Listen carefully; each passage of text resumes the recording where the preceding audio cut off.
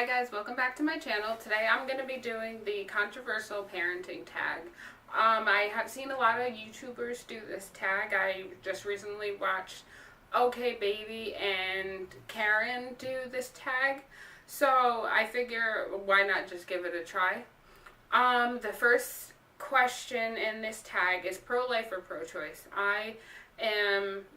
I'm pro-choice because there are certain circumstances that you want to make a decision that doesn't require you keeping that child.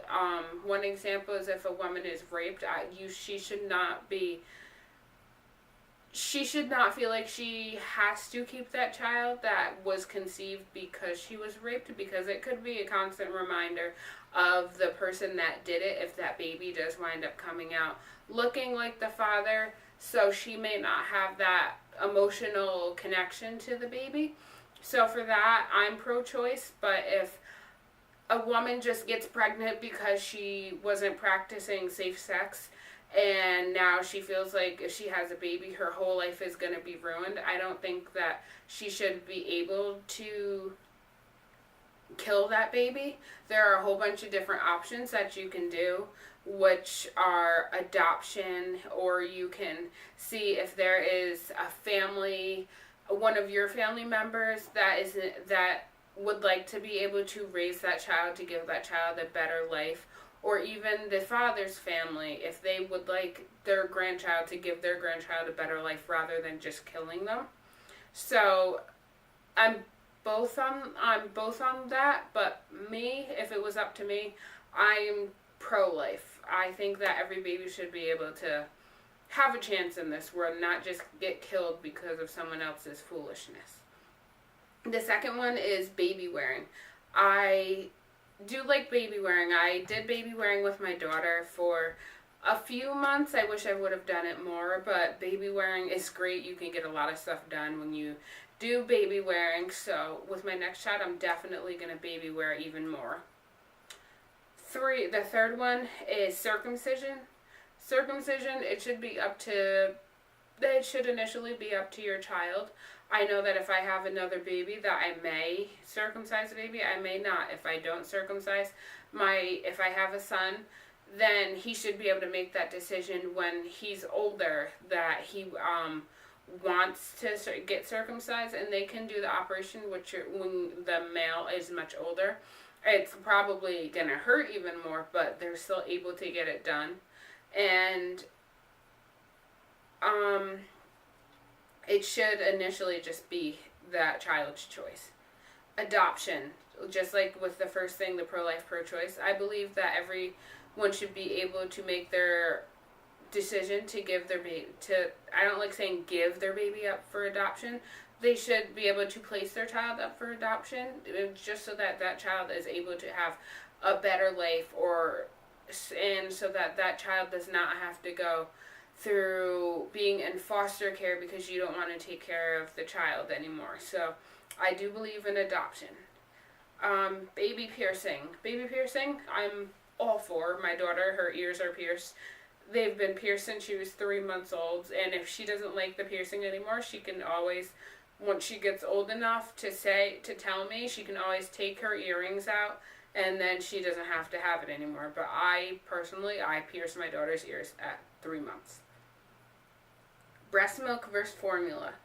I did both. I exclusively breastfed for a month and a half with my daughter. It was the hardest thing that I think I've ever done. I wish I could have done it longer, but I just didn't have that support system to help me to be able to breastfeed. I wish I would have been able to have a CLC or just someone that was even a little bit knowledgeable in helping me do that, because it's very overwhelming. And when you first have a baby, your hormones are through the roof, and with them going back down, you cry at every little thing, you get mad at every little thing. It's an emotional roller coaster. So when your baby is screaming at the top of their lungs at 2 o'clock in the morning, when you haven't slept in days because they want to eat and you cannot get your child to latch onto your nipple the correct way, and then it's a lot. It's very overwhelming. It's very frustrating. I I'm pretty sure I cried a good, like, 2 times a week because I was just so overwhelmed. And it's not like your significant other can help you because you're the one that is just breastfeeding. It's solely relying on you to be able to provide for your child that milk. And it's just a lot. So I was able to do it. I want to be able to do it with my next child, but being that I could not breastfeed for long, I did substitute with formula, and formula worked great. My daughter, she is excelling. They said that her height and her weight, she's great for her weight. She's in the correct percentile, but she's in a higher percentile with her height, and her learning is great. She's very smart for being a year and a half old. Spanking, I do believe that parents should be able to spank their child. Spanking, not beating. Beating means that you're leaving marks on your child. You're hitting them with excessive force. You are just being pretty much just being a disgusting human being by beating your child. I do believe that you should be able to spank your child, a tap on the hand or a tap on their bottom, or to be able to scold them, but I do not believe that you should ever in your life beat a child. They're helpless. They don't deserve it. Co-sleeping. I co-sleeped with my daughter. I still do sometimes, but the first 6 months of her being born, I did just co-sleep, and then after 6 months, she slept in her bed, and the only time that we'll really co-sleep now is if it's time for her to take a nap. So I'll just put her in her my bed with me, and she sleeps a lot better in my bed knowing that I'm there. So I'll lay her down, let her fall asleep, and then I usually will just get out of the bed, or if I want to take a nap, then we'll both just go to sleep. Homeschooling, public schooling, private or charter.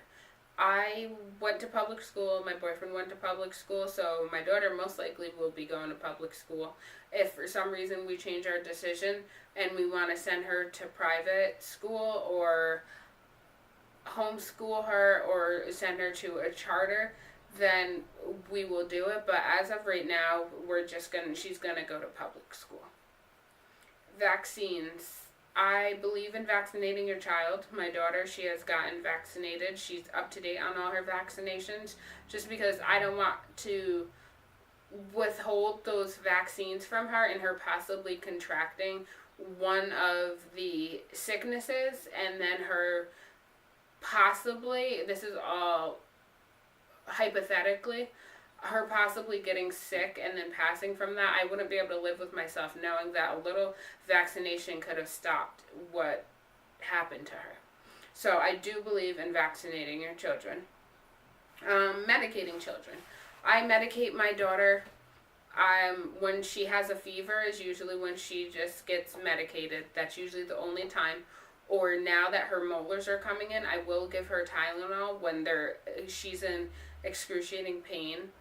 So I will medicate her then, but I don't just give her medicine to give her medicine. I don't like to do that to myself, so I'm not going to do that to my daughter.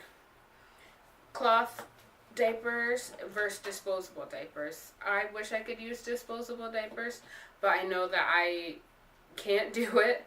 So I use disposable, and if I were to have a washer and dryer in my house, then I probably would cloth diaper because I know it's so much better for the environment. It's cheaper. It's better for my child.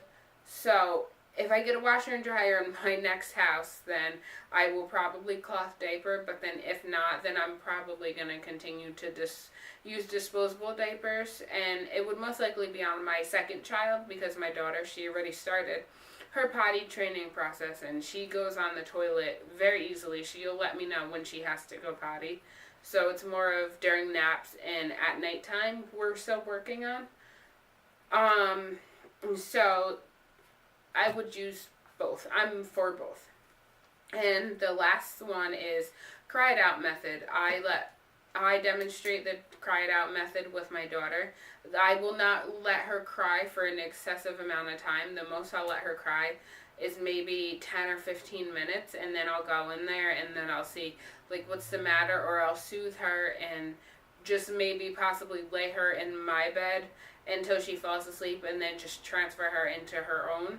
But I do let her do the cry it out method. It's not going to hurt her. It's not like she's crying to the point that she's like hyperventilating or vomiting. She's just crying because she doesn't agree with what's happening. And the only time she usually cries it out is when she has to go to bed and she doesn't want to, which we've all been through that.